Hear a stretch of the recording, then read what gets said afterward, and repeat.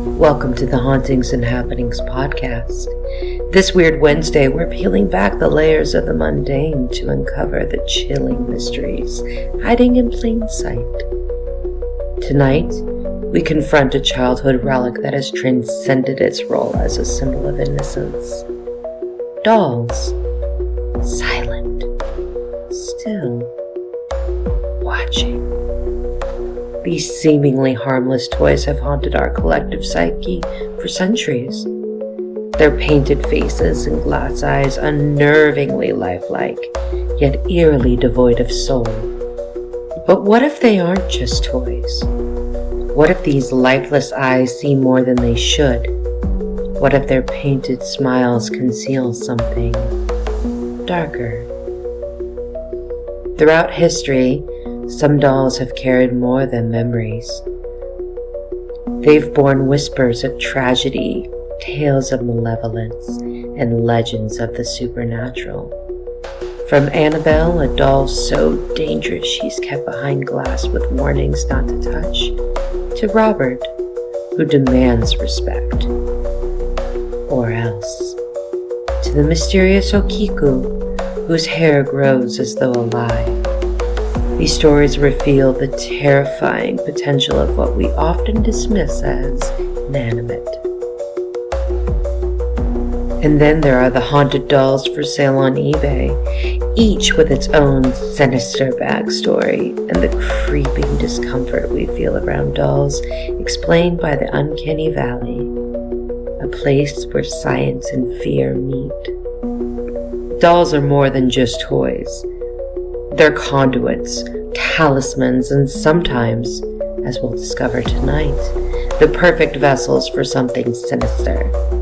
So, dim the lights, hold your loved ones close, and keep an eye on that shelf in the corner, because you never know when a doll might just blink. Let's step into the unsettling world of haunted dolls. You may never look at them the same way again. Let's start with Annabelle, perhaps the most famous haunted doll. But the real Annabelle isn't the creepy porcelain doll you've seen in The Conjuring. Instead, as Katie Serena describes in All That's Interesting, she's a Raggedy Ann doll with stitched features, red yarn hair, and an innocuous appearance. Despite this, she's locked away in a glass case at the Warrens Occult Museum, complete with a warning: positively, do not open. Annabelle's story began in 1970 when Donna, a 28-year-old nurse, received the doll as a gift. At first, she and her roommate Angie noticed minor oddities. Annabelle moving on her own and leaving handwritten notes on parchment paper saying, "Help me." Things escalated when Angie's boyfriend Lou was attacked, waking up to a choking sensation and finding bloody claw marks on his chest. Pam Laughlin's article in the New Haven Register recounts that a medium contacted by the women claimed the doll was possessed by the spirit of a girl named Annabelle Higgins. However, Ed and Lorraine Warren later determined this was a demonic ploy to gain human possession. Annabelle's removal was no less harrowing. During her transport, the Warrens' brakes failed until Ed Warren doused the doll with holy water. At the museum, the doll remains under constant vigilance, with daily prayers performed to contain her malevolent energy. Serena recounts chilling incidents of visitors mocking Annabelle, only to face dire consequences, even as extreme as a fatal car accident. From Connecticut, we head south to Key West, Florida, where Robert the doll resides at the Fort East Martello Museum. Unlike Annabelle's stitched smile, Robert stares through glass eyes with his child-sized frame, dressed in a sailor suit. According to Atlas Obscura, he was handmade in 1904 by the Steiff Company and gifted to a boy named Robert Eugene Otto, better known as Gene. Local lore suggests the doll was either a gift from Gene's grandfather or a cursed object given by a voodoo practicing maid. Jean was inseparable from Robert, speaking to him as if the doll were alive. Over time, strange occurrences plagued the Otto household. Furniture overturned, objects disappeared, and Jane's parents claimed to hear laughter when no one was around. There were even footsteps heard above when no one was thought to be walking. Jean himself would blame Robert, crying, "Robert did it!"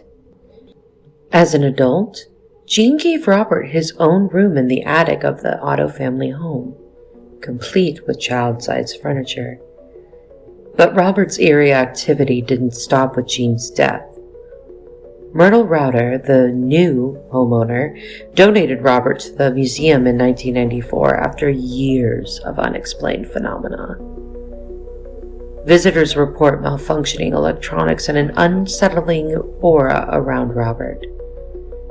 And Robert still receives daily letters apologizing for any perceived disrespect, along with offerings of candy and money. If you'd like, you can read some of those letters on the museum's website, where people beg Robert for forgiveness and ask him please to lift a curse for whatever thing that he thinks they did. Next, we journey to Japan, where Okiku resides in the Menenji Temple in Hokkaido. Diana Firefly explains an infamous horror that Okiku's story begins in 1918 when a boy named Akichi Suzuki bought the doll for his 2-year-old sister Okiku. The doll, a porcelain figure in a kimono, became her inseparable companion. Tragically, Okiku died of yellow fever, but the doll remained in her family's care. Soon, strange phenomena began. The doll's hair, originally shoulder length, started to grow unnaturally long, and scientific analysis later confirmed it was human hair. Benjamin Lynch's article in The Mirror even claims that tiny baby teeth have appeared in the porcelain doll's mouth. Fearing her restless spirit, the Suzuki family entrusted Okiku to the monks of the Menenji Temple, where rituals are performed to this day to keep her spirit at peace. Visitors to the temple are warned not to photograph the doll, as monks believe it could anger the spirit. Firefly notes that Okiku's story merges Japan's cultural reverence for spirits with the eerie stillness of dolls, creating a legend that endures in folklore and horror alike. On a lighter note, we have Carson, a doll featured in the Instagram account Creepy Core and Folklore.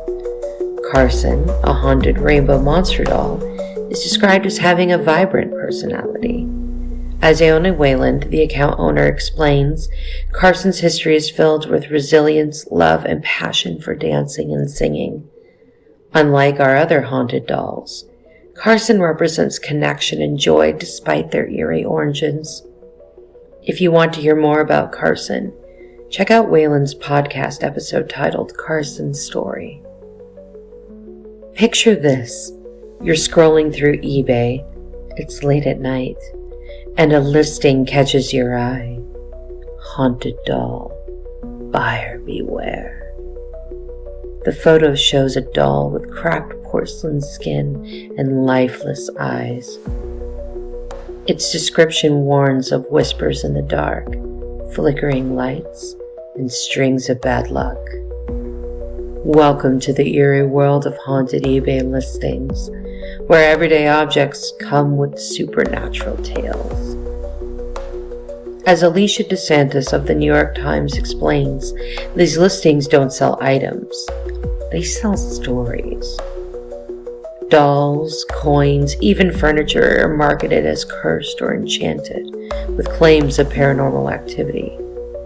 One infamous teddy bear sold for $560, its seller warning of blown fuses and family strife. Eric Oglander, An artist fascinated by these listings views them as cultural artifacts, stories that bend folklore with commerce.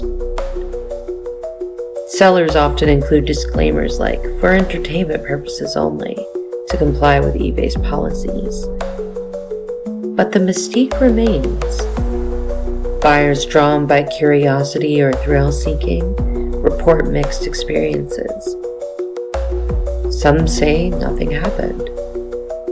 Others swear the hauntings are real. So if you're tempted to buy that haunted doll, think twice. Is it just a clever marketing ploy? Or could you be inviting something sinister into your home?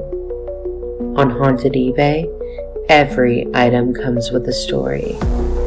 And sometimes the story is just the beginning. Why do dolls creep us out so much?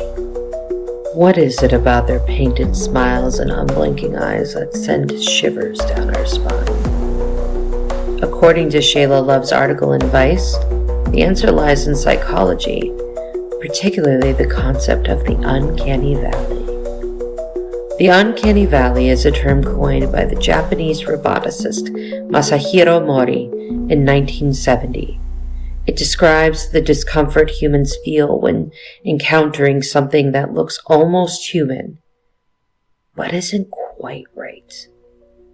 Dolls with their eerie lifelike features, glass eyes that seem to follow you, rosy cheeks, and perfectly still expressions occupy this unnerving space. They are human enough to demand our attention, but lack the movement or emotions we expect from something alive. This discrepancy creates a tension in our brains, making us deeply uncomfortable. The science behind this is fascinating. Love explains that humans are wired to detect faces quickly, a survival mechanism evolved over millennia. Even newborns are drawn to face-like patterns over random shapes. Our brains identify faces in as little as 170 milliseconds. But they are also trying to determine something more profound: whether the face belongs to a being capable of thought and emotion. With dolls, the brain misfires. They appear human, but their lifelessness causes cognitive dissonance, leaving us unsettled. Adding to this discomfort is what researchers call the tipping point. In a study conducted at Dartmouth, participants were asked to evaluate images transitioning from a doll-like appearance to fully human. Most participants reported feeling uneasy when the images were about 65 to 67% human. This ambiguous zone between what and who triggers our instincts to approach cautiously, as though the object might spring to life at any moment. The uncanny valley effect is heightened by certain features. Love notes that incongruent facial expressions, like a doll with a smiling mouth but frightened eyes, amplify the eeriness. Adults are particularly susceptible to this effect because we've been conditioned to expect clear distinctions between animate and inanimate objects.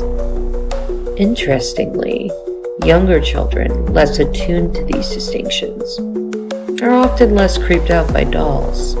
But why does this phenomena affect us so deeply? Beyond the uncanny valley, there's the enduring stillness of dolls. Unlike robots or avatars which might move or speak, dolls are static. They mimic life without ever fully achieving it, a quality that can make them feel like silent observers of our lives. This ambiguity taps into ancient fears. Are they just objects, or could something else be lurking within them? In horror movies, this ambiguity is exploited masterfully. Shayla Love highlights examples like The Twilight Zone's Talking Tina or the Annabelle films, which play on our fear of inanimate objects gaining sentience. The implications of this discomfort stretch far beyond haunted dolls. Love notes that our perceptions of faces and their minds influence everything from social interactions to biases. For instance, research has shown that people are quicker to attribute mental qualities to their favorite sports teams while dehumanizing rivals. In healthcare, this perception gap can even lead to racial disparities, where practitioners may fail to detect pain in outgroup patients. As technology advances, designers of lifelike robots and avatars must navigate the uncanny valley carefully, balancing human-like qualities without triggering unease. Over time, as society becomes more habituated to these figures, the creepiness of robots may diminish. But dolls? Their static nature and history of cultural symbolism suggest they'll remain hauntingly timeless. Finally, there's the emotional duality of dolls. They are static representations of human babies, often associated with care and innocence. Yet, it's precisely this stillness and lack of emotion that makes them unnerving. As Diana Firefly writes, their ambiguity, the blurred line between inanimate and animate, both discomforts and fascinates us. Horror films capitalize on this fear, providing a safe way to explore anxiety about these uncanny objects. In the end, it's not just the dolls themselves, but what they represent. A mirror to our fears of the unknown and our fascination with the line between life and stillness. Dolls are not just toys. They are symbols, psychological puzzles, and, in the right circumstances, a perfect storm of terror. So the next time you pass by an old doll at a thrift store, or notice a childhood keepsake staring at you from a dusty shelf, take a closer look. Is it just your imagination, or are its eyes watching you closely? One thing's for sure, dolls have an eerie way of holding on to the mystery of life, and sometimes death. Thank you for joining us on today's journey into the unknown. If you enjoyed this episode of Hauntings and Happenings, don't forget to subscribe, leave a review, and share it with fellow seekers of the strange. Got a story, theory, or a haunted hotspot you want us to explore? Reach out to us at our email, hauntingsandhappenings@gmail.com, and you might just hear it in a future episode. Remember, the world is full of mysteries waiting to be uncovered, and together, we'll keep searching. Until next time, stay curious, stay cautious, stay spooky, and of course, keep it weird.